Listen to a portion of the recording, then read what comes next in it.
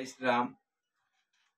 22 जानेवारी 2024 ला अयोध्या येथे प्रभू श्रीराम यांच्या प्राण प्रतिष्ठा स्थापनेचा कार्यक्रम उद्या 11:30 ते 1 वाजेपर्यंत सुरू राहणार आहे. संपूर्ण देशामध्ये आनंदोत्सव आहे.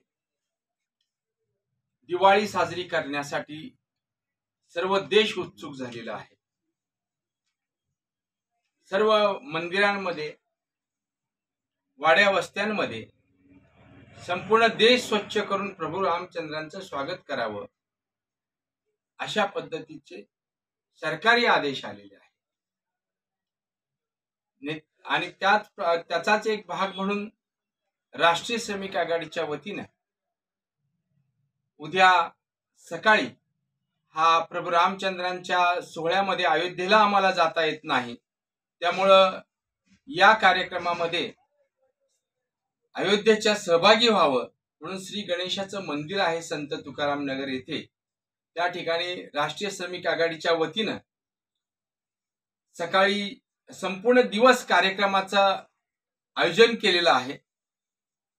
हजारो कामगार आणि या ठिकाणचे रहिवासी, स्थानिक आमचे भारतीय जनता पार्टीचे तसेच राजकीय इतर पक्षांचे सहकारी मित्र या कार्यक्रमामध्ये सोहळ्यामध्ये सहभागी होणार आहेत. सामाजिक कार्यकर्ते सहभागी होणार आहेत. त्यामध्ये सकाळी पहाटे 6 वाजता श्री गणेशाचा अभिषेक होणार आहे. त्यानंतर श्रीराम लल्लांच्या मूर्तीचं पूजन आणि त्यानंतर राम रक्षा पठण 8 वाजता सुरू होईल. 9:30 वाजल्यापासून होम हवन पूजन सुरू होणार आहे. 1 वाजेपर्यंत हा होम हवन पूजनाचा आणि मंत्रोच्चाराचा घोष हा त्या ठिकाणी सुरू राहणार आहे. शेकडो कामगार, शेकडो या शहराचे रहिवासी, विविध संघटनांचे पदाधिकारी यावेळी उपस्थित राहणार आहेत. अयोध्याचे जे प्राण प्रतिष्ठा होणार आहे रामलल्लाची, त्या अयोध्येचं थेट प्रक्षेपण LED टीव्ही लावून आम्ही उपस्थितांना, नागरिकांना त्याचं दर्शन व्हावं म्हणून थेट प्रक्षेपण आम्ही ठेवलेले आहे 12 ते 1:30 वाजेपर्यंत. त्यानंतर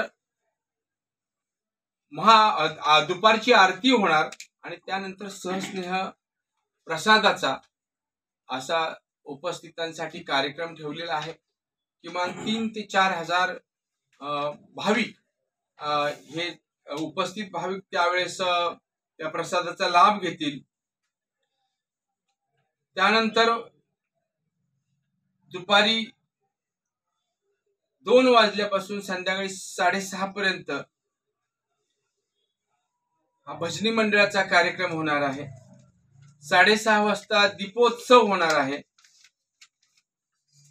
दीपोत्सव 7 पर्यंत चालेल आणि 7 वाजता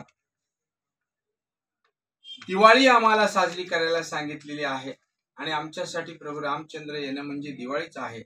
त्यामुळं फटाक्यांची आतषबाजी ही 7 वाजता होईल. 7:30 वाजता महाआरती होईल आणि त्यानंतर भजनाचा कार्यक्रम होऊन या ठिकाणी समाप्ती होईल. असा संपूर्ण दिवसाचा कार्यक्रम राष्ट्रीय श्रमिक आघाडीच्या वतीनं घेण्यात आलेला आहे. आपल्या सर्व पत्रकार बांधवांना विनंती आहे, आपण तर या कार्यक्रमात उद्या सहभागी व्हावंच